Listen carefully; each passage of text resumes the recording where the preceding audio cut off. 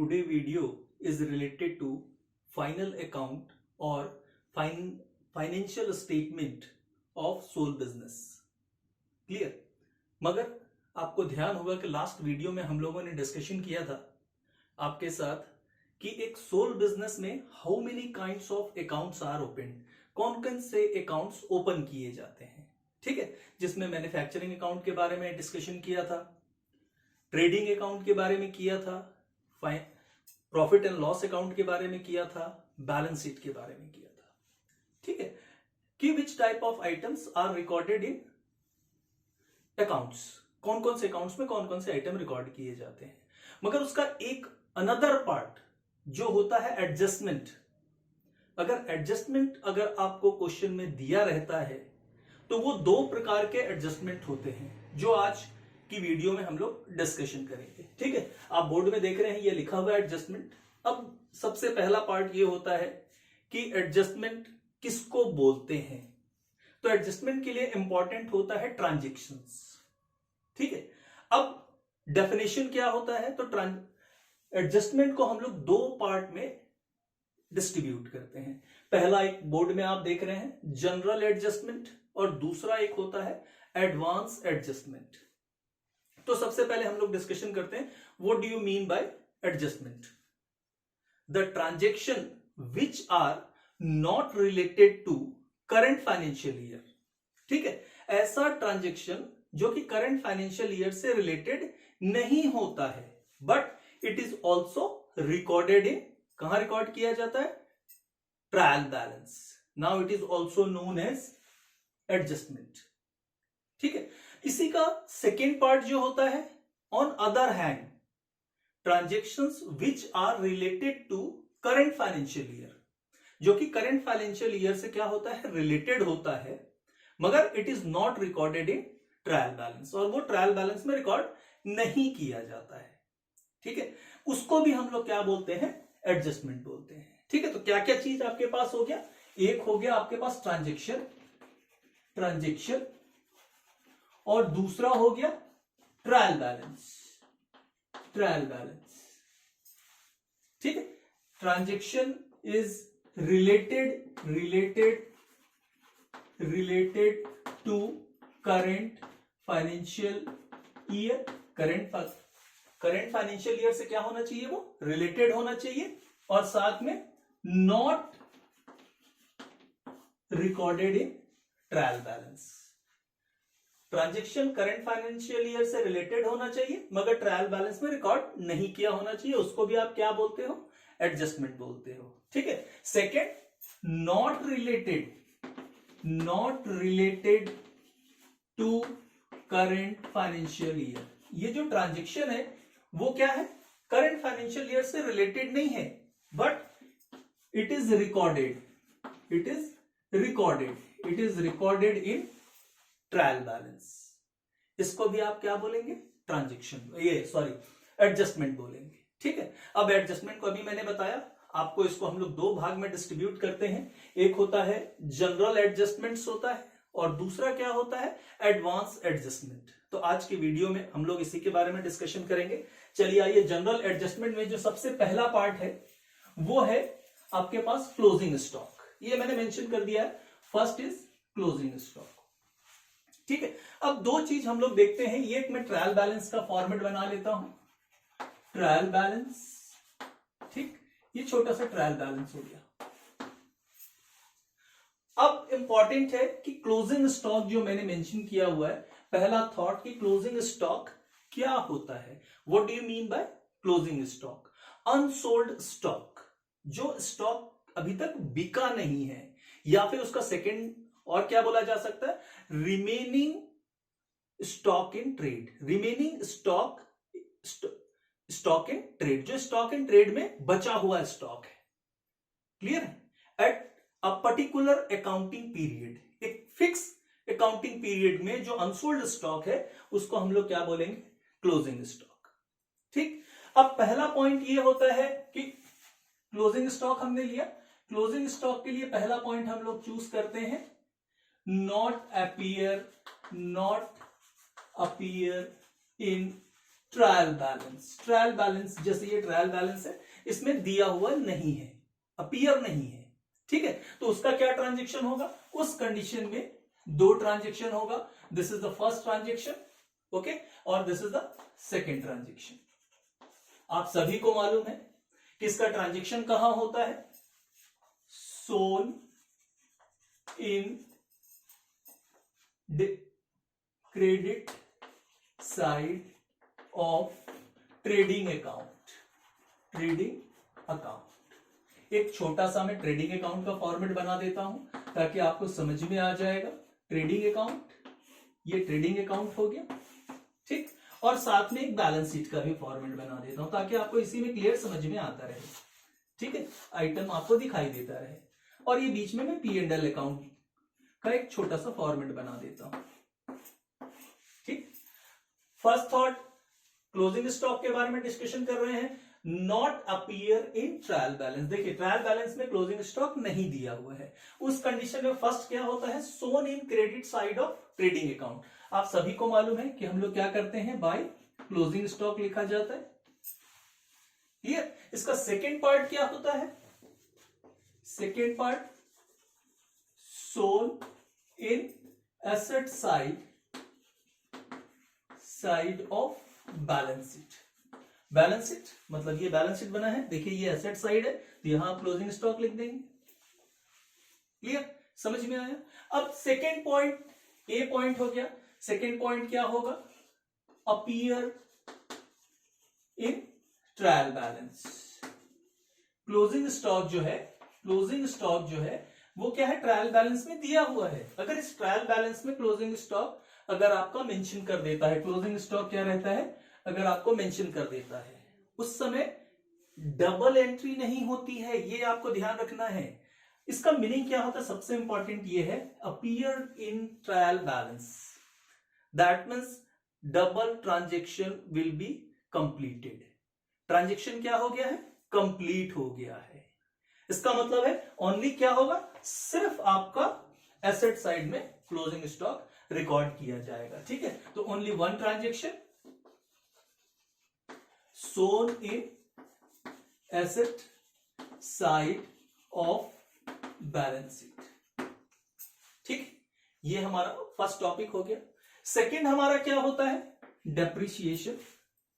तो सबसे important meaning है कि डेप्रिसिएशन क्या होता है। जनरली आप देखे होंगे कि बहुत लोगों से पूछा जाता है, या बहुत सारे जो वीडियोस हैं या बहुत सारे लोगों ने जो लेक्चर्स दिए उसमें बताया जाता है कि depreciation just like a loss, ठीक है। मगर डेप्रिसिएशन लॉस नहीं होता है, ये आप लोगों को ध्यान में रखना है। Reduce the value of assets due to wear and tear, lapse of time, accident, uses, ठीक है, ये डिफरेंट टाइप ऑफ रीजंस, जिसके कारण क्या होता है, एसेट्स की वैल्यू कम हो जाती है, उसको आप क्या बोलते हैं, डेप्रिसिएशन बोलते हैं, ठीक है। इसमें भी सेम प्रोसेस है कि डेप्रिसिएशन आपके पास पहला पॉइंट हम लोग ए पॉइंट लेते हैं, not appear in trial balance. अगर डेप्रिसिएशन जो है ट्रायल बैलेंस में नहीं लिखा हुआ है, देखिए कहीं नहीं लिखा हुआ है, नहीं लिखा हुआ है, तो उस कंडीशन में क्या होगा, फर्स्ट पार्ट कहां आएगा, shown in debit side of profit and loss account. आप सभी को मालूम है यहां आता है टू डेप्रिसिएशन ऑन जो भी एसेट्स का नाम हो, ठीक है, बिल्डिंग हो सकता है, फर्नीचर हो सकता है, व्हीकल्स हो सकता है, डिलीवरी वैन हो सकता है, ठीक है। उसके बाद सेकेंड क्या होता है, deducted from related assets in balance sheet, ठीक है। अगर मान के चलिए फर्नीचर है तो यहां लिख दिया आपने डेप्रिसिएशन ऑन फर्नीचर। अब फर्नीचर कहां आता है, बैलेंस शीट में आता है। ये अगर आपका फर्नीचर लिखा हुआ रहेगा, फर्नीचर लिखा हुआ रहेगा तो इसमें लेस कर देते हैं हम लोग डेप्रिसिएशन, तो ये मैंने लिख दिया deducted from related assets in balance sheet. ये थर्ड पॉइंट में चलते हैं, सॉरी सेकंड पॉइंट में। ए पार्ट हो गया। सेकंड पार्ट क्या होता है? नॉट अपीयर है, सिर्फ अपीयर रहेगा, अपीयर इन ट्रायल बैलेंस। अगर ट्रायल बैलेंस में क्या है? ये अपीयर है, मतलब ट्रायल बैलेंस में डेप्रिसिएशन लिखा हुआ है, यहां डेप्रिसिएशन, ये ट्रायल बैलेंस है, ये ट्रायल बैलेंस में आपका क्या हुआ है? डेप्रिसिएशन लिखा हुआ है। तो उस कंडीशन में क्या होता है, आपको अभी हम लोगों ने डिस्कशन किया, अगर ट्रायल बैलेंस में अपीयर होता है, इसका मतलब है कि हम लोग ये मान के चलते हैं कि जो डबल एंट्री है वो क्या हो चुकी है, उसकी जो एंट्री है वो कंप्लीट हो चुकी है। ठीक है, तो सिर्फ एक ट्रांजेक्शन होगा, और ये ट्रांजेक्शन क्या होता है? सिर्फ पी एंड एल अकाउंट में क्या होता है? डेबिट होता है। ठीक है, तो आप इसको लिख सकते हो, shown in debit side of profit and loss account. Clear? उसके बाद जो नेक्स्ट पॉइंट होता है वो होता है बैड डेब्ट्स। ठीक है, अब ये बैड डेब्ट्स क्या होता है, सबसे इंपॉर्टेंट है। ठीक है, बैड डेब्ट्स क्या होता है? एक प्रकार का ये डेब्ट्स होता है, debts which can not be recovered. ध्यान रखेंगे, debts which can not be recovered, it is called bad debts. ऐसा डेब्ट्स जो रिकवर नहीं किया जा सकता, उसको हम लोग क्या बोलते हैं? बैड डेब्ट्स बोलते हैं। ठीक है, अब इसके लिए भी सेम प्रोसेस है, इसके लिए भी सेम प्रोसेस है कि आपका जो बैड डेब्ट्स है वो ट्रायल बैलेंस में दिया है या ट्रायल बैलेंस में नहीं दिया हुआ है। ठीक है, तो ये आपको ध्यान में रखना है। तो सबसे पहला हम लोग डिस्कशन करते हैं not appear in trial balance, और ये होता है बैड डेब्ट्स के बारे में हम लोग डिस्कशन कर रहे हैं। थर्ड पॉइंट है हमारा बैड डेब्ट्स। तो बैड डेब्ट्स क्या होता है वो देखा हमने। Second point, not appeared in trial balance, मतलब ट्रायल बैलेंस में बैड डेब्ट्स नहीं दिया हुआ है, उस कंडीशन में क्या होगा? तो फिर डबल ट्रांजेक्शन होगा। फर्स्ट ट्रांजेक्शन क्या होगा? Shown in debit side of P and L. ठीक, ये पी एंड एल अकाउंट है, इसके डेबिट साइड में यहां टू बैड डेब्ट्स एंट्री कर देंगे आप लोग। ठीक है, क्लियर, समझ में आ रहा है? सेकेंड क्या होगा? डिडक्टेड फ्रॉम, कहां माइनस करना है? डेटर से माइनस करते हैं, आप सबको मालूम है। डिडक्टेड फ्रॉम डेटर्स, और ये डेटर्स कहां होता है? इन asset side of balance sheet. ठीक है, तो आपका डेटर्स कहां मेंशन करेंगे? ये डेटर्स मेंशन किया हुआ रहता है, तो डेटर्स में आप क्या करेंगे? सबसे पहले बैड डेब्ट्स को क्या करेंगे? सब्सट्रैक्ट कर देंगे। ठीक है, क्लियर, समझ में आया? ये दो पार्ट। अब उसके बाद सेकेंड पार्ट होता है कि अगर ये बैड डेब्ट्स क्या होता है? अपीयर होता है ट्रायल बैलेंस में, appear in trial balance, appear in trial balance. तो सिर्फ ओनली वन ट्रांजेक्शन होगा, और एक ट्रांजेक्शन क्या होगा? Shown in debit side of profit and loss account, सिर्फ प्रॉफिट एंड लॉस अकाउंट में आएगा, और उस समय यहां बैलेंस शीट में माइनस नहीं होगा। ये आप लोगों को ध्यान में रखना होगा। ठीक है, अब नेक्स्ट पॉइंट होता है आपका फोर्थ पॉइंट, और वो है प्रोविजन फॉर बैड डेब्ट्स। तो प्रोविजन फॉर बैड डेब्ट्स क्या होता है? अब मैं आप लोगों को पहले ये समझाता हूं कि बैड डेब्ट्स क्या होता है। तो बैड डेब्ट्स के बारे में मैंने बताया, ऐसा डेब्ट्स जो क्या होता है? जिसको रिकवर नहीं किया जा सकता, वो बैड डेब्ट्स हो जाता है। ठीक है, अब प्रोविजन फॉर बैड डेब्ट्स के बारे में आप लोगों को मालूम है कि सेल, दो प्रकार का सेल्स होता है, एक क्रेडिट सेल्स होता है और एक कैश सेल्स होता है। तो जितने भी क्रेडिट सेल्स होते हैं करंट फाइनेंशियल ईयर में, ठीक है, एक करंट फाइनेंशियल ईयर में जितने भी क्रेडिट सेल्स हुए हैं एक पर्टिकुलर बिजनेस में, नेक्स्ट ईयर के लिए कितना पोर्शन हमको ये मालूम है कि वो रिकवर नहीं होगा। ठीक है भाई, करंट फाइनेंशियल ईयर में हमने क्या किया? सामान उधार बेच दिया, उस उधार सामान में का जो पैसा है, कुछ पोर्शन ऐसा है जो नेक्स्ट ईयर में हमको मालूम है कि वो पैसा हमारा रिकवर नहीं होगा। ठीक है, दैट मीन्स वो क्या हो जाएगा? बैड। रिकवर नहीं होगा, दैट मीन्स क्या होता है? बैड। ठीक है, खराब क्रेडिट सेल्स, उसको क्या बोलते हैं हम लोग? Provision for bad debts. Clear, समझ में आ रहा है? मैं फिर से एक बार बता रहा हूं कि करंट फाइनेंशियल ईयर में जितना भी हम लोगों ने क्रेडिट सेल्स किया है, उसके ऊपर नेक्स्ट ईयर में एक पर्टिकुलर संभावना होती है कि इतना अमाउंट हमारा रिकवर नहीं होगा, उसको हम लोग बोलते हैं provision for bad debts. Clear? अब इंपॉर्टेंट है कि इसका ट्रांजेक्शन क्या होता है। तो फर्स्ट फिर से provision for bad debts, again A point, क्या वो अपीयर है? तो हम लोग मान के चलते हैं नॉट अपीयर, ठीक है, not appear in trial balance. Trial balance में वो नहीं दिया हुआ है, उस कंडीशन में क्या होगा? ठीक है, double transaction, again first shown in debit side of profit and loss account. Profit and loss account के डेबिट साइड में लिख देंगे to provision for bad debts. ठीक है, next point same as it is रहेगा। क्या करेंगे? डेटर से हम लोग पहले बैड डेब्ट्स माइनस करेंगे, बैड डेब्ट्स माइनस करने के बाद जो वैल्यू बचेगी उसमें हम लोग क्या माइनस करेंगे? Provision for bad debts. ठीक है, deducted from debtors in asset side of balance sheet. ये आप लोगों को ध्यान में रखना है। ठीक है, ये डेटर्स है, इसको मैं जो आइटम हो चुके हैं उसको हटा देता हूं। ये डेटर्स लिख दिया हमने, डेटर्स में ये पहले बैड डेब्ट्स माइनस होगा, बैड डेब्ट्स माइनस होने के बाद कुछ अमाउंट आ जाएगा, उसमें माइनस हो जाएगा प्रोविजन। क्लियर?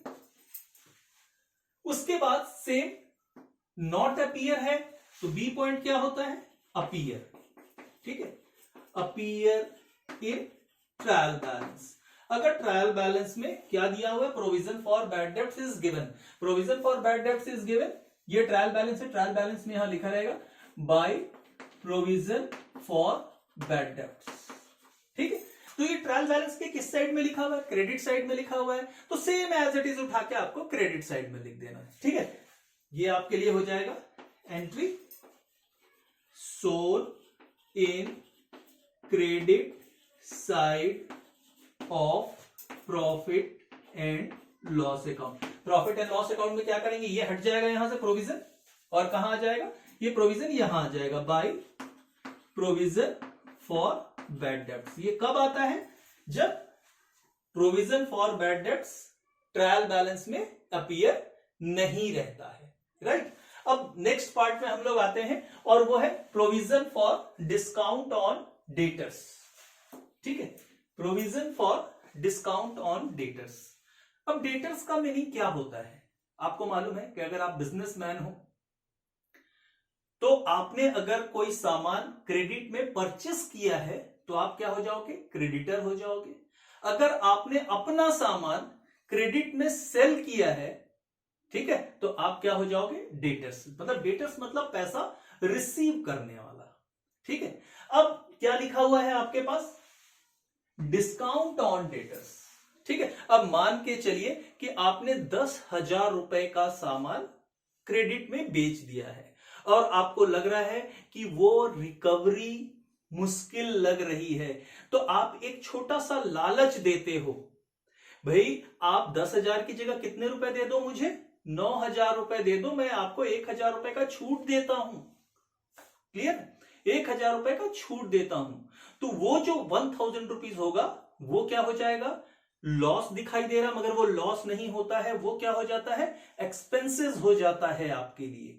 ठीक है, और ये एक्सपेंसेस आप कहां से कवर करते हो? अपने प्रॉफिट से कवर करते हो, इसलिए उसको बोला जाता है provision for discount on debtors. Provision for discount on debtors.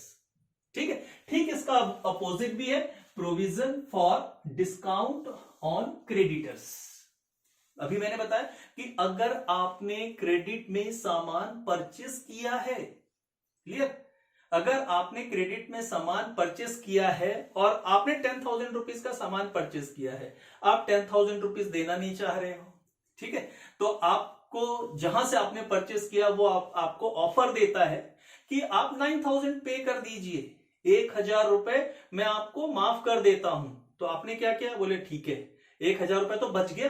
अब 1,000 रुपए बचना मतलब आपके लिए प्रॉफिट हो गया, ठीक है, आपके लिए प्रॉफिट हो गया, आपको 9,000 रुपीज पे करना पड़ेगा। क्लियर? चलिए अब इसका हम लोग देखते हैं कि इसकी एंट्री क्या होती है। अब इसकी एंट्री के बारे में हम लोग देखते हैं। नेक्स्ट जो पॉइंट है वो है हमारा provision for discount on debtors. Provision for discount on debtors, ठीक है। अगेन फर्स्ट पॉइंट, ठीक है, एक ही पॉइंट के ऊपर अब डिस्कशन करते हैं। आप लोग तो ये समझ में आ गया, not appear, not appear in trial balance, ठीक है। अगर ये ट्रायल बैलेंस में क्या है, अपीयर नहीं है, तो क्या होगा? फर्स्ट पॉइंट क्या होगा, आपने दूसरे को क्या दिया है, रिबेट दिया है, मतलब आपके लिए क्या हो गया, अभी मैंने बताया आपके लिए लॉस नहीं हुआ, आपके लिए क्या हुआ, एक्सपेंसेस हो गया। वो एक्सपेंसेस कहां से रिकवर करोगे, चार्ज करोगे अपने नेट प्रॉफिट से, ठीक है। तो एक्सपेंसेस हो जाएगा, तो ये क्या हो जाएगा, shown in debit side of P&L account. P&L account में दिखा देंगे, यहां आप लिख दीजिएगा ये P&L अकाउंट है। देखिए मैं हटा देता हूं, P&L अकाउंट में आपके लिए आ गया to provision for discount on debtors, ये डेबिट साइड पे लिख देंगे, ठीक है। नेक्स्ट डिडक्टेड फ्रॉम, कहां से माइनस करना है, डेटर्स से माइनस करना होगा, ठीक है, क्योंकि आपकी रिकवरी भी कम हो जाएगी। Deducted from debtors in asset side of balance sheet, ठीक है। उसके बाद जो नेक्स्ट पॉइंट है हमारा वो है provision for discount on creditor, discount on creditors. अभी मैंने बताया कि अगर क्रेडिटर्स को डिस्काउंट मिलता है तो क्या होता है, उसके लिए प्रॉफिट होता है, ठीक है। और प्रॉफिट कहां रिकॉर्ड किया जाता है ये भी आपको मालूम है, ठीक है। ये लिख दीजिए shown in credit side of profit and loss account, ठीक है। अगर प्रॉफिट हुआ, ठीक, इसका मतलब है सेकंड पॉइंट मैंने बताया आपको पेमेंट कम करना पड़ेगा, पेमेंट कम करना पड़ेगा तो क्या हो जाएगा, आपका क्रेडिटर कम हो जाएगा, राइट। और क्रेडिटर कहां होता है, ये क्रेडिटर होता है, ठीक। Liability side of the balance sheet, ये कम हो जाएगी वैल्यू, यहां लिख दीजिए डिडक्टेड फ्रॉम क्रेडिटर, ठीक है, in liability side of balance sheet, clear. उसके बाद जो नेक्स्ट पॉइंट होता है वो होता है आउटस्टैंडिंग एक्सपेंसेस, ठीक है। अब आउटस्टैंडिंग एक्सपेंसेस क्या होता है वो आप लोगों को मालूम होना चाहिए, आउटस्टैंडिंग एक्सपेंसेस।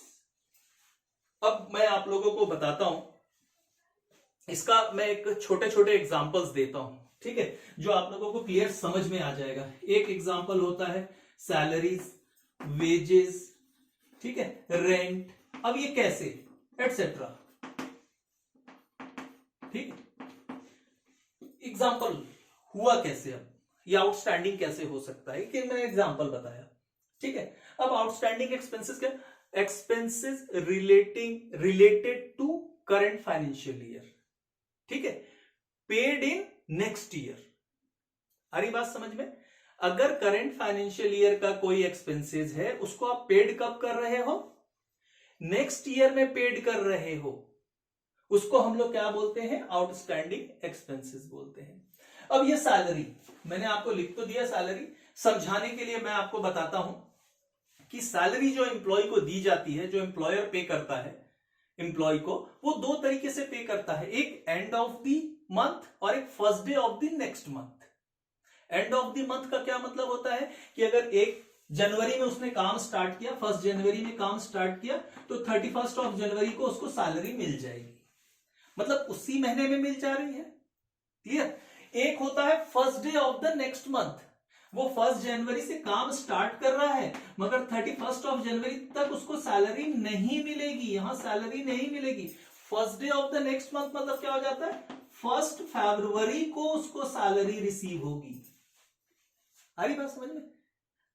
ये मंथ की बेसिस में मैंने बताया सिर्फ एग्जांपल के लिए। यही चीज आउटस्टैंडिंग एक्सपेंसेस होता है ईयरली बेसिस पे। क्लियर? समझ में आया कि आपका जो एक्सपेंसेस है वो कब का है, करंट फाइनेंशियल ईयर का है, मगर वो पे कब हो रहा है, नेक्स्ट ईयर में पे हो रहा है। That means this is called outstanding expenses.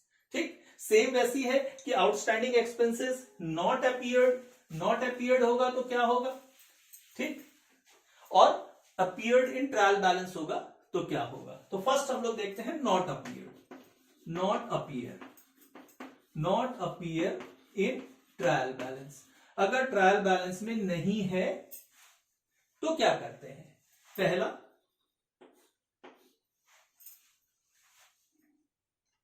Added to related expenses. ठीक है, क्या करना है, ऐड करना है जो भी एक्सपेंसेस से रिलेटेड होगा। ठीक है, in debit side of trading account and profit and loss account. ठीक है, added to related expenses to debit side of trading account and P&L account, profit and loss account. मैंने जो एग्जांपल दिया था यहां, सैलरी किस में आता है, ठीक है, management expenses is indirect expenses is recorded in debit side of P&L account. Clear? तो इसलिए P&L अकाउंट हो गया।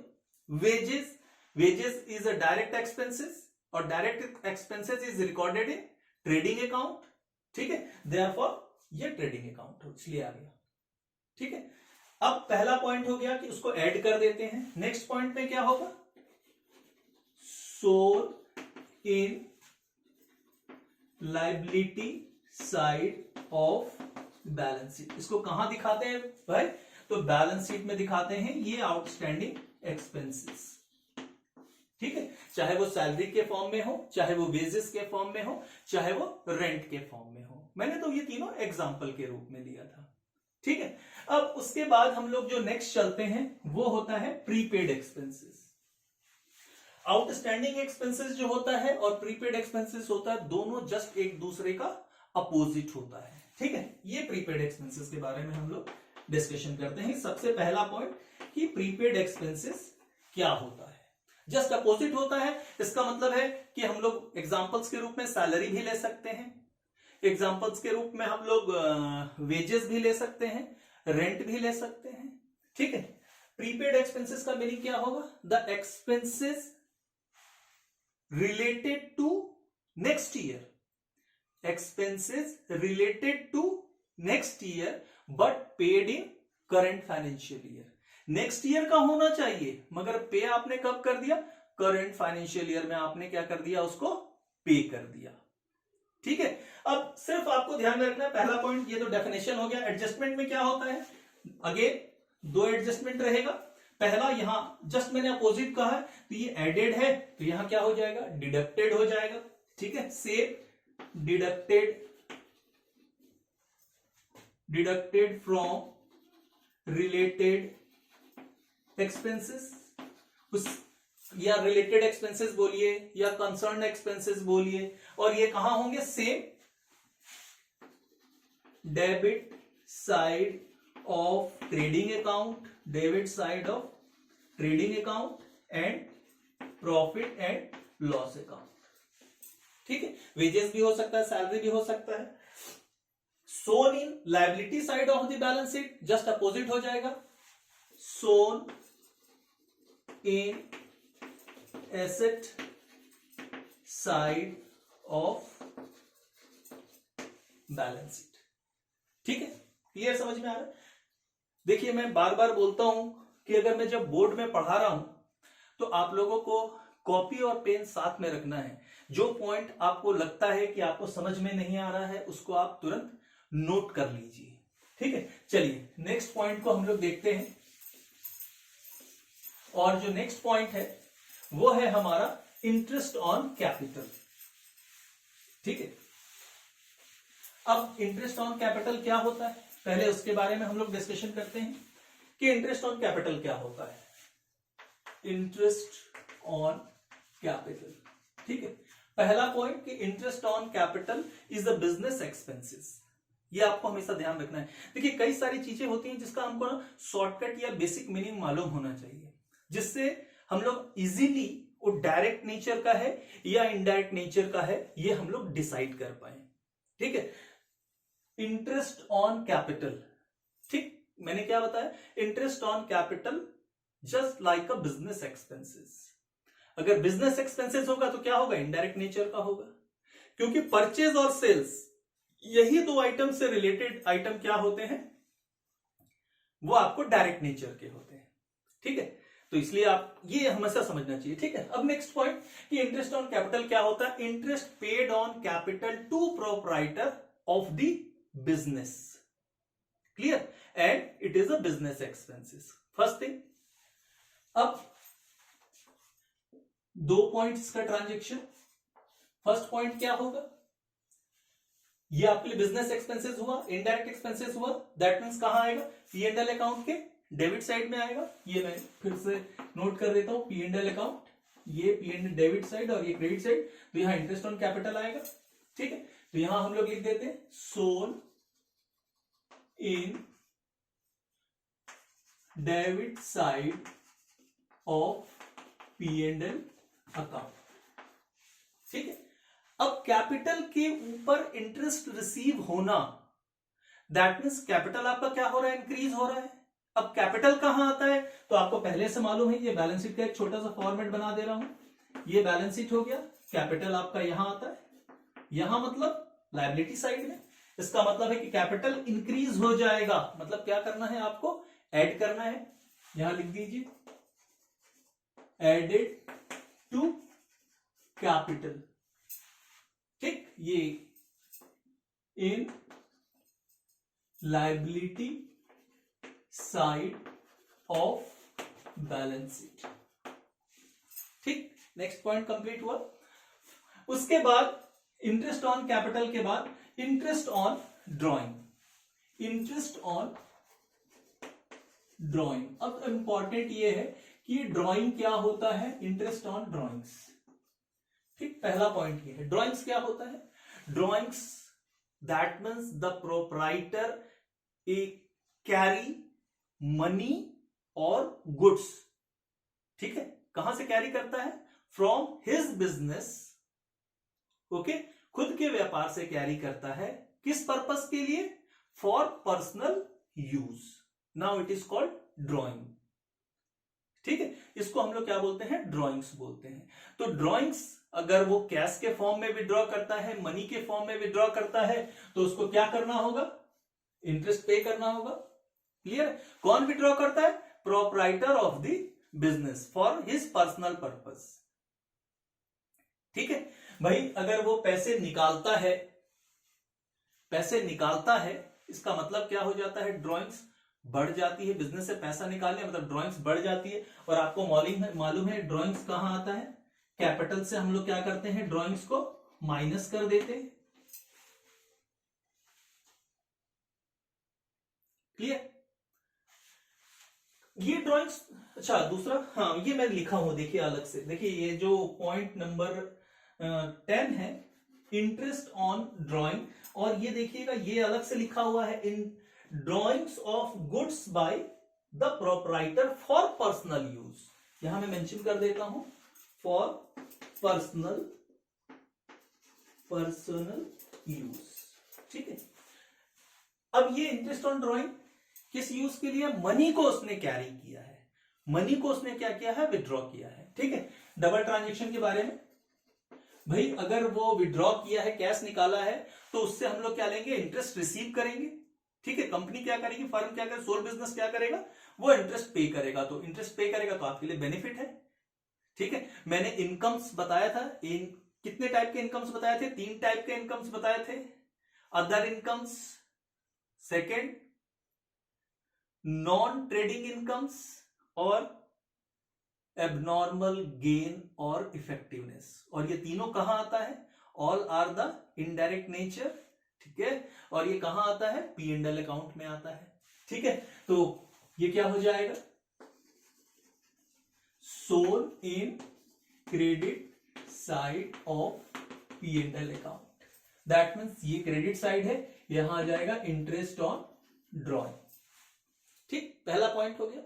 सेकेंड पॉइंट, ड्रॉइंग्स ऑलवेज क्या होता है? माइनस होता है, ठीक है।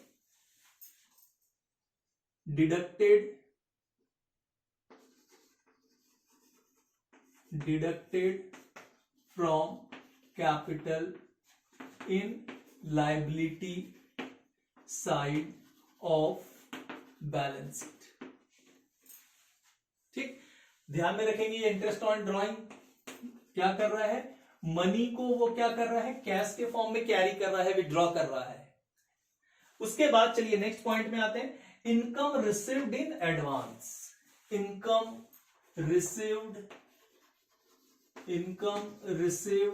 In advance. अच्छा, इसको नेक्स्ट और क्या बोलते हैं हम लोग? क्योंकि बुक्स में कई सारे लैंग्वेज हैं, इसको हम लोग और बोलते हैं अनअर्न्ड इनकम। अनअर्न्ड इनकम भी इसको हम लोग बोलते हैं, ठीक है। इनकम रिसीव्ड इन एडवांस मतलब नेक्स्ट ईयर का जो इनकम है वो हमको करंट फाइनेंशियल ईयर में क्या हो जा रहा है? रिसीव हो जा रहा है, ठीक है। It is also known as unearned income, ठीक है। इनकम रिसीव्ड इन एडवांस मतलब नेक्स्ट ईयर का जो इनकम है वो करंट फाइनेंशियल ईयर में क्या हो रहा है? रिसीव हो जा रहा है। तो इसका क्या ट्रांजेक्शन होगा? जो एडवांस में इनकम रिसीव हो जा रहा है तो उसको आपको क्या करना होगा? माइनस करना होगा। और इनकम कहां रहता है? Credit side of the P and L account. यहां लिख दीजिए deducted from related incomes in credit side of profit and loss account, ठीक है। आपने प्रॉफिट एंड लॉस अकाउंट से इसको माइनस कर दिया, ठीक।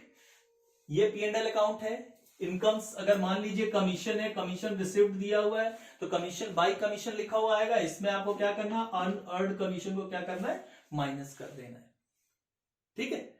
अब इसको माइनस कर दिए, नेक्स्ट पार्ट क्या होगा भाई? आपको पिछले नेक्स्ट ईयर का जो इनकम आपके पास आ गया है तो आपको क्या होगा? करंट फाइनेंशियल में वो आपके लिए लायबिलिटी हो जाएगी वापस करने के लिए। तो आपके लिए क्या हो जाएगा? Shown in liability side of balance sheet. Balance sheet के लायबिलिटी साइड में आपको क्या करना होगा? मेंशन करना होगा, ठीक है। क्लियर समझ में आया? नेक्स्ट पॉइंट है हमारा drawings of goods bye proprietor for personal use.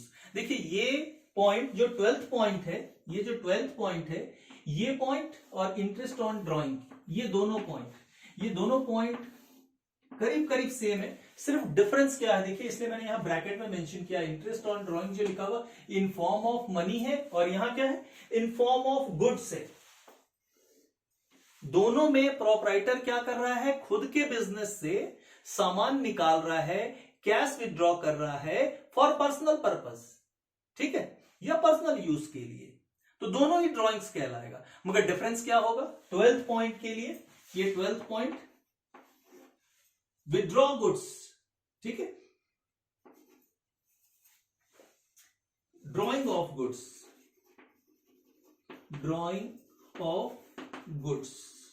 अगर गुड्स के फॉर्म में क्या करता है? वो विड्रॉ करता है तो क्या हो जाएगा?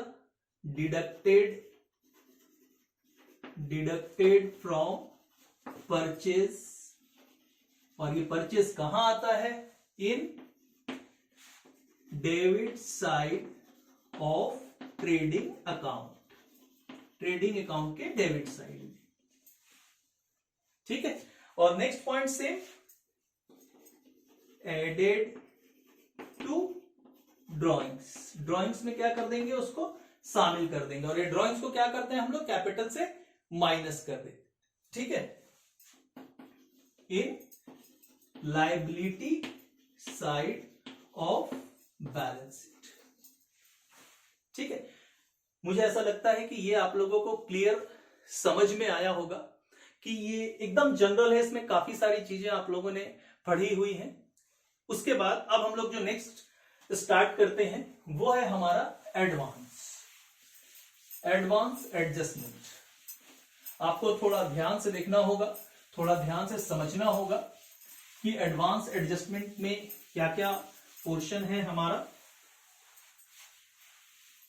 अगर एग्जाम में आपका क्वेश्चन टिपिकल आता है, हार्ड आता है, ठीक है, तो आपके पास जो एडजस्टमेंट होंगे वो एडवांस एडजस्टमेंट्स मिलेंगे, ठीक है। पहला हम लोग डिस्कशन करते हैं advance adjustment. First, deferred revenue expenditure,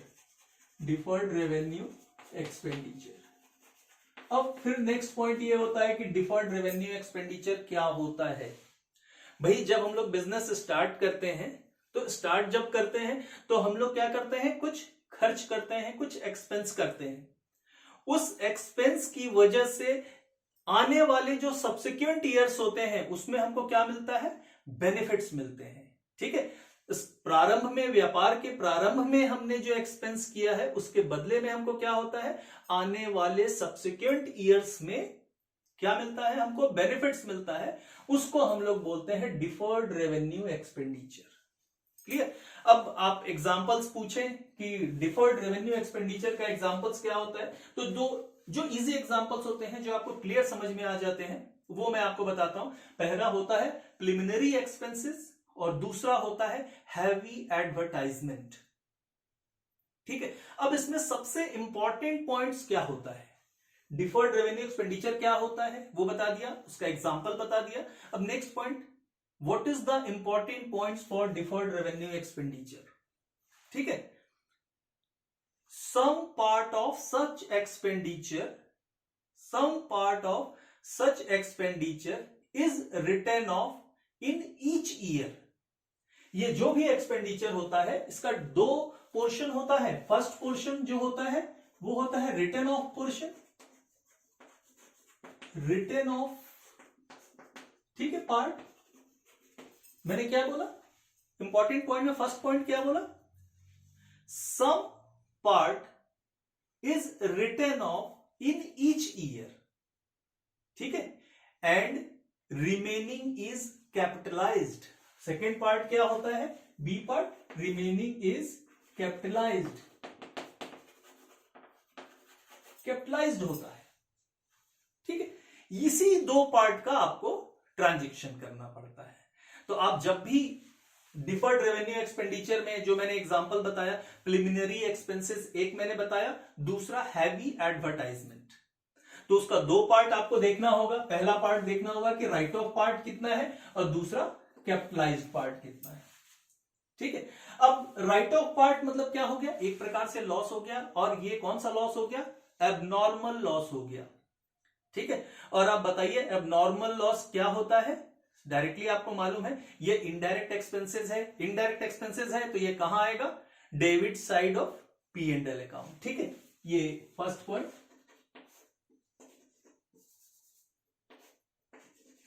Son in debit side of P and L account, profit and loss account. कौन सा पार्ट, रिटर्न ऑफ, ठीक है, written off part of deferred revenue expenditure in debit side of P and L account, ठीक है। Next जो part हो गया वो कौन सा, कैपिटलाइज्ड पार्ट बचा हुआ है आपका। कैपिटलाइज्ड पार्ट कहां आएगा, इन asset side of balance sheet, वो आपके लिए क्या हो जाएगा, एसेट्स हो जाएगा।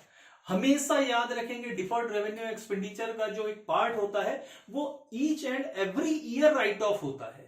ये आप लोगों को हमेशा ध्यान में रखना है, ठीक है। सेकेंड जो पॉइंट होता है एडवांस एडजस्टमेंट में, वो होता है goods Saint on approval basis. Approval basis. अब ये जो होता है goods Saint on approval basis, ये क्या होता है? ये भी एक प्रकार का क्रेडिट सेल्स होता है, ठीक है। मगर ये जो क्रेडिट सेल्स होता है किस बेसिस पे होता है?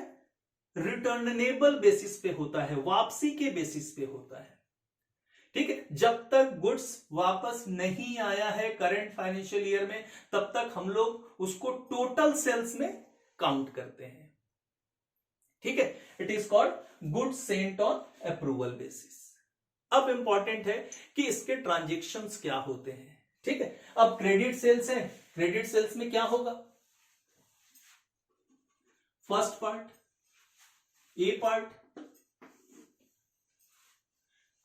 अगर सामान वापस आ गया, डिडक्टेड फ्रॉम, कहां से माइनस करेंगे?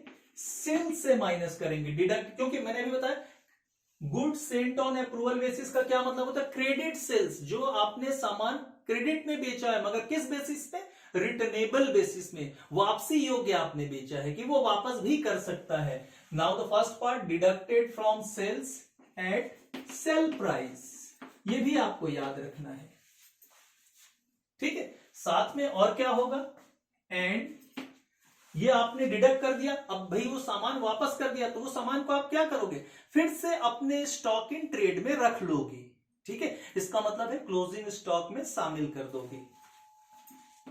Added to closing stock at cost price, ये आपको ध्यान में रखना है बहुत ज्यादा,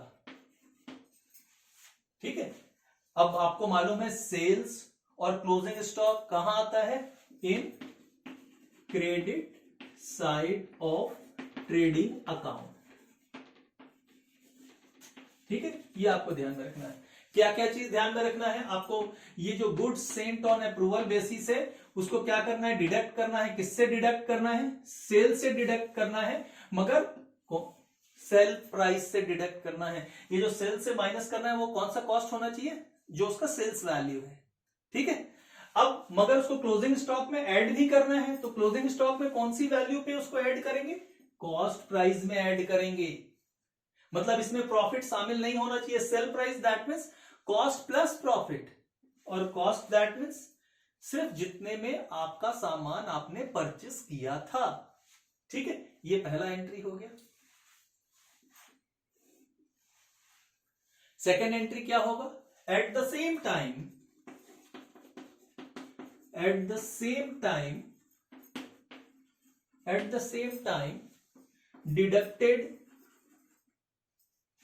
deducted from debtors, कहां से आपको माइनस करना होगा? डेटर से माइनस करना होगा। In asset side of balance sheet, ठीक। इसलिए मैंने कहा था ये एडवांस एडजस्टमेंट है, इसको आपको ध्यान में, पहला मीनिंग आपको मालूम होना चाहिए, अच्छे से आपको समझ में आना चाहिए, और उसके बाद इसके ट्रांजेक्शन्स होने चाहिए, ठीक है। देखिए, चाहे डिफर्ड रेवेन्यू एक्सपेंडिचर मैंने आपको बताया, सेकेंड पॉइंट मैंने बताया goods Saint on approval basis बताया, ठीक है, क्लियर। अब जो थर्ड पॉइंट होता है वो हमारे लिए होता है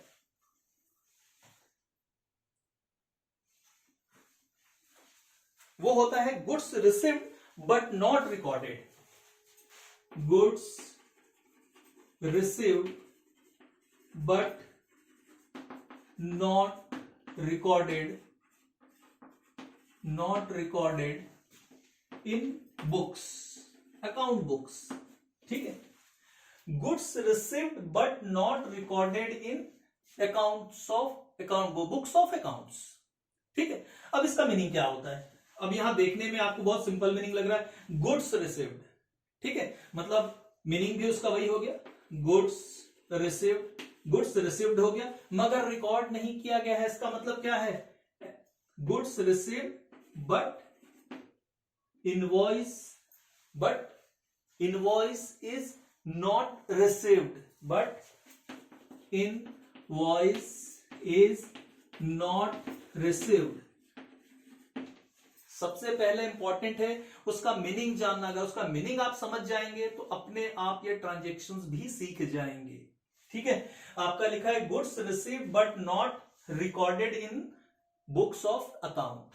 ठीक है, इसका मीनिंग क्या हुआ कि ऐसा सामान जो आपके पास मिल तो गया है मगर उसका इनवॉइस आपको अभी तक नहीं मिला है। ठीक है, क्लियर समझ में आ रहा है? उसका इनवॉइस अभी तक आपको नहीं मिला है। अब उस कंडीशन में क्या होगा भाई, सामान आपको मिल गया, इसका मतलब है कि goods are also included in purchase, और परचेज कहां आता है? ट्रेडिंग अकाउंट में आता है, डेबिट साइड में। ठीक है, तो यहां लिख दीजिए एडेड टू परचेज। कहां ऐड करना है? परचेज में ऐड करना है, in debit side of trading account. Trading account में आपने इसको शामिल कर लिया। ठीक है, मगर क्या हुआ, उसका इनवॉइस अभी तक नहीं मिला है। ठीक है, जब इनवॉइस नहीं मिला है तो इसको क्या करना होगा? Added to creditors in liability side of balance sheet. ठीक है, आपको क्या करना होगा? क्रेडिटर्स जो मतलब आपको पे करना होगा, मतलब आपको पे करना है मतलब क्या है, आप क्रेडिटर्स हो जाएंगे। तो ये क्रेडिटर्स कहां रिकॉर्ड होता है? बैलेंस शीट की क्रेडिट साइड में। तो आपका क्या हो जाएगा? क्रेडिटर्स बढ़ जाएगा। सिंपल सी थ्योरी है, सामान आपके पास आ गया, जब इनवॉइस आ जाएगा तो आपके एसेट्स में कन्वर्ट हो जाएगा। ठीक है, तो इनवॉइस तो अभी रिसीव नहीं हुआ, इसका मतलब है कि आपका क्रेडिटर्स क्या हो जाएगा? वो भी इंक्रीज हो जाएगा। ठीक है, चलिए उसके बाद फोर्थ पॉइंट जो है एडवांस एडजस्टमेंट में, वो है आपका GST, goods and service tax. Clear? Fourth point जो है वो है आपका GST, goods and service tax. एकदम सिंपल याद रखिए, it is shown in liability side of the balance sheet. एकदम simple, it is shown in liability side of balance sheet। Clear? उसके बाद जो नेक्स्ट है वो है fifth point, goods distributed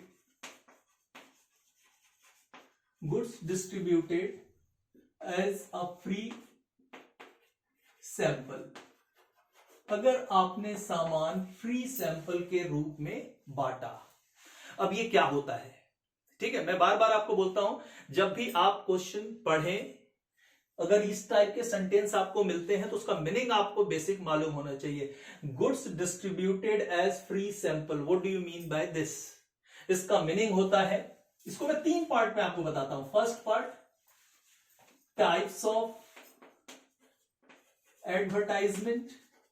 types of advertisement, अगर आपने फ्री सैंपल के रूप में दिया, क्यों दिया? टाइप्स ऑफ एडवर्टाइजमेंट आपने ऐड किया। सेकेंड, प्रमोट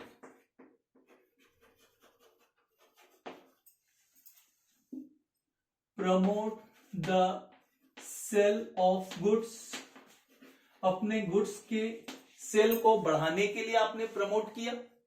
ठीक, और जो थर्ड पॉइंट होता है वो क्या होगा? Reduce the stock of goods. ठीक है, अगर goods distributed as free sample अगर आपको मेंशन किया है, इसका मतलब है कि या तो आपने ऐड के लिए अपने गुड्स को सैंपल के रूप में दिया है, या फिर अपने गुड्स के सेल्स को बढ़ाने के लिए आपने क्या किया है? प्रमोट किया है। ठीक है, या फिर आपके पास बहुत ज्यादा स्टॉक था गुड्स का, उसको आपने क्या किया है? रिड्यूस किया है। आ रही बात समझ में?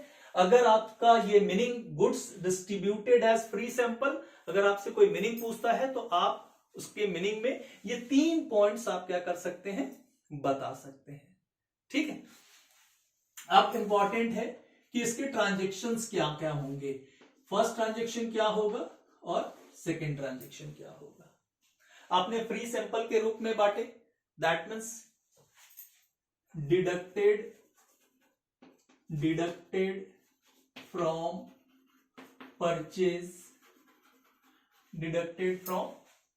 Purchase in debit side of trading account. ठीक है। और ये देखिए 3 पार्ट मैंने क्यों बताया है आपको, इंपॉर्टेंट ये है, ये 3 पार्ट मैंने बताया क्यों है, क्योंकि all are the business expenses. ठीक है। और बिजनेस एक्सपेंसेस क्या होता है, इनडायरेक्ट एक्सपेंसेस होता है, और indirect expenses is recorded in debit side of P&L account. मैं सिर्फ ये सारी चीजें आपको बाइफरकेट में इसलिए कर रहा हूं ताकि आप बड़े आसानी से समझ सकें कि ये किस नेचर का है, किस हेड में आएगा। ठीक है। अब ये देखिए टाइप्स ऑफ एडवर्टाइजिंग, आप अपने सामान का ऐड कर रहे हो, मतलब ये बिजनेस एक्सपेंसेस हुआ। आप अपने सेल्स को बढ़ाना चाहते हो, अपने गुड्स को, बिजनेस एक्सपेंसेस हुआ। ठीक है। आपके पास बहुत ज्यादा स्टॉक है गुड्स का, उसको रिड्यूस कर रहे हो, ठीक है, बिजनेस एक्सपेंसेस हुआ। और business expenses that means indirect expenses, और इनडायरेक्ट एक्सपेंसेस क्या होता है, it is recorded in debit side of P&L account. ठीक है। Now shown in debit side of profit and loss account. ठीक है। ये 5 पॉइंट हो गए। 6 पॉइंट में हम लोग डिस्कशन करते हैं इनकम टैक्स। अब ये इनकम टैक्स क्या होता है, ठीक है, not an expenses to earn income, ये याद रखेंगे, सबसे इंपॉर्टेंट। इनकम टैक्स क्या होता है, ये कोई ऐसा एक्सपेंस नहीं है जिससे कि क्या हो, आपको इनकम जनरेट हो।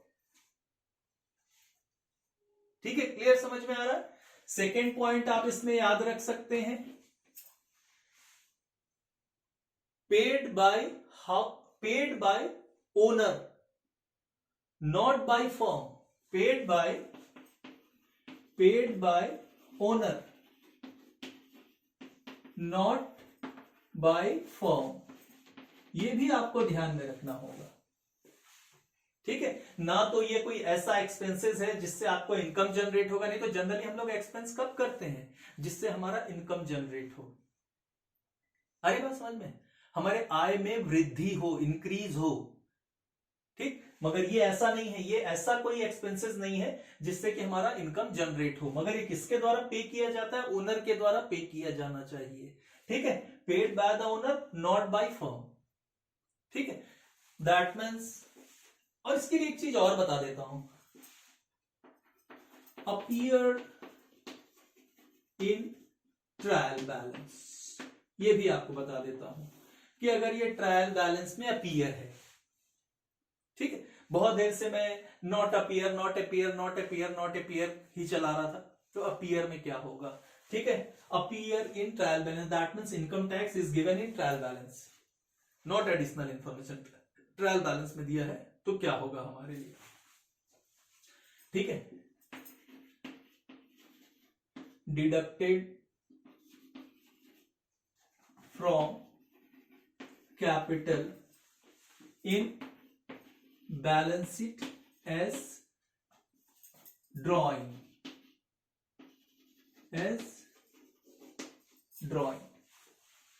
ठीक है, डिडक्टेड फ्रॉम कैपिटल, कैपिटल कहां आता है, in balance sheet as drawing. एकदम क्लियर। 7th पॉइंट में हम लोग आते हैं, और वो 7th पॉइंट क्या है, 7th पॉइंट है हमारा म्यूचुअल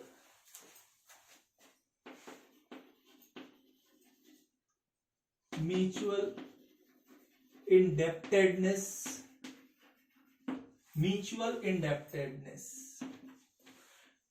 ठीक है। अब ये इंडेप्टेडनेस क्या होता है, म्यूचुअल इंडेप्टेडनेस क्या होता है, तो आप लोगों को मालूम है, इन sometime a debtor may also be a creditor, of a business. कभी कभी ऐसा होता है कि जो डेटर है वही क्या हो जाता है, क्रेडिटर्स भी हो जाता है एक पर्टिकुलर बिजनेस में। हमेशा नहीं, मगर कभी कभी ऐसा होता है कि जो डेटर है वही क्या हो जाता है, क्रेडिटर हो जाता है पर्टिकुलर बिजनेस के लिए। ठीक है, तो अब ये दोनों का अकाउंट होगा। ठीक है, तो दोनों में जो अकाउंट छोटा होगा, ठीक है, उस अकाउंट के बैलेंस को हम लोग क्या करेंगे, बड़े अकाउंट के बैलेंस में ट्रांसफर कर देंगे।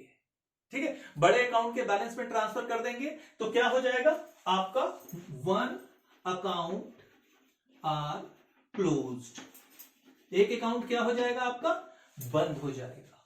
म्यूचुअल इंडेप्टनेस का मतलब क्या होता है कि कभी कभी ऐसा होता है कि एक जो डेटर्स है पर्टिकुलर बिजनेस का वही क्रेडिटर्स हो जाता है। उस कंडीशन में हमारे पास दो अकाउंट्स रहेंगे, तो हम लोग ये देखेंगे कि पर्टिकुलर कौन से अकाउंट में बैलेंस कम है, उस अकाउंट के बैलेंस को हम लोग क्या करेंगे, बड़े अकाउंट के बैलेंस में ट्रांसफर कर देंगे।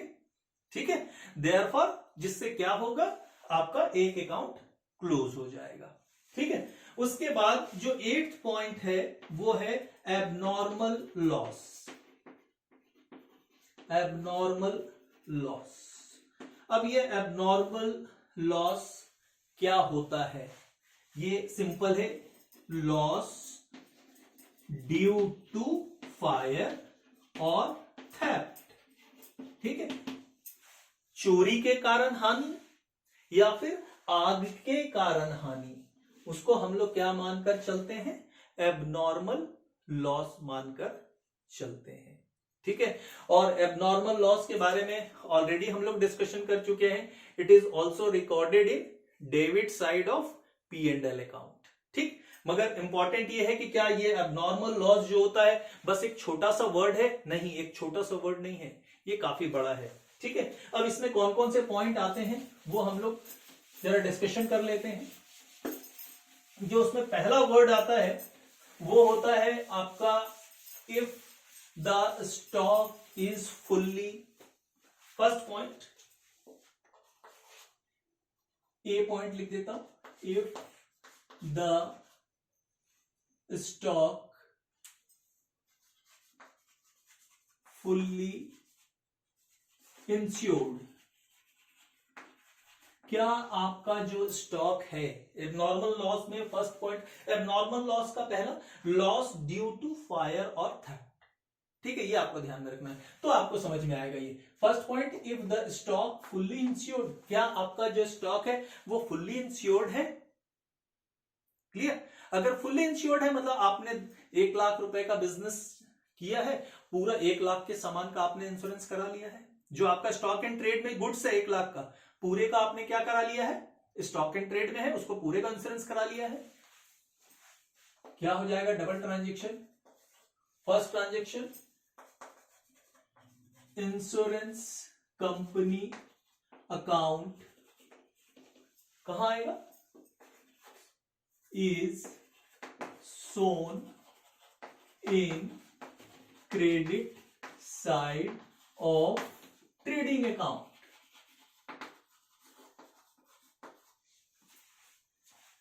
Insurance company account is shown in credit side of trading account. कब, जब आपका स्टॉक फुल्ली इंश्योर्ड हो, मतलब जितना आपके पास है स्टॉक एंड ट्रेड में सारे के सारे क्या हो, आपका इंश्योर हो, सबका इंश्योरेंस हो, सबका आपने बीमा करा के रखा हो। ठीक है, इसका सेकंड पॉइंट क्या होगा भाई, आप अगर किसी प्रकार का आपको लॉस होता है ड्यू टू फायर या थेफ्ट, नुकसान हो जाता है, तो आप इंश्योरेंस कंपनी के पास क्या करते हो, क्लेम करते हो। तो इंश्योरेंस कंपनी क्या करती है, पूरा का पूरा अमाउंट आपको क्या करती है, ट्रांसफर कर देती है। ठीक है, claim received, claim received is shown in कहां दिखाएंगे उसको? Asset side of balance sheet. Balance sheet के कहां दिखाया जाएगा? एसेट साइड में दिखाया जाएगा। ठीक है, क्लियर, समझ में आया? इसका बी पार्ट में चलते हैं। भाई यहां क्या है? फुल्ली इंश्योर्ड है, तो हम लोग यहां लिखते हैं पार्टली इंश्योर्ड। पार्टली इंश्योर्ड, पूरा इंश्योर्ड नहीं है। If the stock partly insured, तो पार्टली इंश्योर्ड होगा तो क्या होगा? जितना इंश्योर्ड होगा उसके लिए हम लोग क्लेम करेंगे। ठीक है, कवर्ड पोर्शन, कवर्ड पोर्शन के लिए हम लोग क्या करेंगे? क्लेम करेंगे, क्लेम करेंगे। ठीक है, एंड रेस्ट जो बच गया वो क्या होगा? रेस्ट इज लॉस होगा। रेस्ट जो बचा हुआ भाग होगा, भाई पार्टली आपका इंश्योर्ड है तो जितना के लिए आपने इंश्योरेंस कराया है, कवर्ड पोर्शन के लिए आपको क्या करना होगा? क्लेम होगा। और उसके अलावा जैसे मैंने एक लाख का एग्जांपल लिया था, आपने 80% क्या करा लिया? इंश्योरेंस करा लिया है, तो 1 लाख का 80% क्या होगा? 80,000 तो आप क्लेम करोगे। बचा हुआ जो 20,000 होगा वो क्या होगा? Rest part is loss. बचा हुआ भाग क्या होगा आपका? लॉस होगा। ठीक है, इसमें सी पॉइंट क्या होगा? If the stock not insured, insured ही नहीं है, आपने इंश्योरेंस कराया ही नहीं, that means whole loss borne by the firm. पूरा लॉस किसको बियर करना पड़ेगा? फर्म को बियर करना पड़ेगा।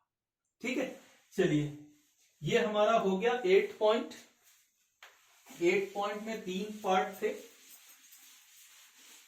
10th पॉइंट में चलते हैं, सॉरी 8 के बाद 9th पॉइंट में चलते हैं हम लोग, और वो है salaries less tax. Salaries less tax, देखिए दूसरा पॉइंट भी मैं आपको मेंशन कर देता हूं। 10th point, wages less tax. जो सैलरीड पर्सन होते हैं उन सभी को लिए एक रूल होता है कि उनका जो सैलरी होता है, अगर वो जो टैक्स लिमिट होता है, अगर उससे ज्यादा उनकी सैलरी एनुअल बनती है तो उनके सैलरी से शुरू के ही मंथ से, स्टार्टिंग मंथ से ही उनके सैलरी से क्या होता है? टैक्स डिडक्ट कर दिया जाता है। ठीक है, मगर कंपनी जब अपना फाइनेंशियल पोजीशन देखेगी, ठीक है, वो जो टैक्स है वो कंपनी अपने पास तो नहीं रखेगी। ठीक है, वो तो इनकम टैक्स डिपार्टमेंट को पे करेगी। इसका मतलब है कि उसके लिए तो वो खर्च हो रहा है, तो वो ये देखेगी कि एम्प्लॉयज का ग्रॉस सैलरी क्या था। आ रही बात समझ में? तो ये जो टीडीएस होता है वो सैलरी से क्या क्या कर दिया जाता है या वेजेस से क्या कर दिया जाता है? ऑलवेज डिडक्ट कर दिया जाता है। ठीक है, इसको ज्यादा डिटेल में आप अभी मत देखिए, अभी सिर्फ ये देखना है कि अगर सैलरी लेस टैक्स दिया हुआ है, ठीक है, तो उसका ट्रांजेक्शन क्या होगा? उसका ट्रांजेक्शन होगा first transaction A, added to salary, added to the salary. Salary में क्या कर दिया जाएगा? ऐड कर दिया जाएगा। सैलरी कहां आता है? इनडायरेक्ट एक्सपेंसेस है, in debit side of profit and loss account. ठीक है, second point, shown in liability side of balance sheet. Balance sheet के लायबिलिटी साइड में दिखाया जाएगा। सेम एज इट इज इसके लिए भी है। वेजेस लेस टैक्स का जो फर्स्ट पार्ट होगा वो क्या होगा? Added to wages in debit side of trading account. Trading account में क्या कर देंगे, उसको वेजेस में ऐड कर देंगे टैक्स को, और साथ में टैक्स सोन इन लायबिलिटी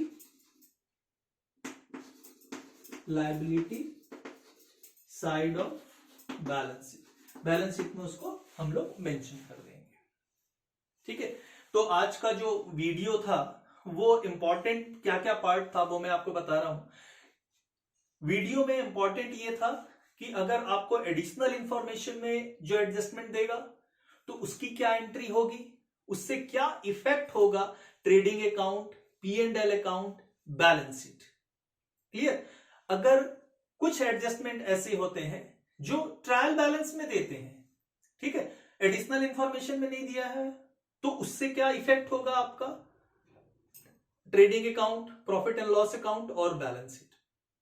तो ये आज का जो क्लास था हमारा, मुझे ऐसा लगता है कि आप लोगों को क्लियर समझ में आया होगा। अगर आप लोगों को किसी प्रकार का कोई डाउट होता है, ठीक है, तो आप जरूर कमेंट करें। Okay, thank you very much for watching today video. Thank you.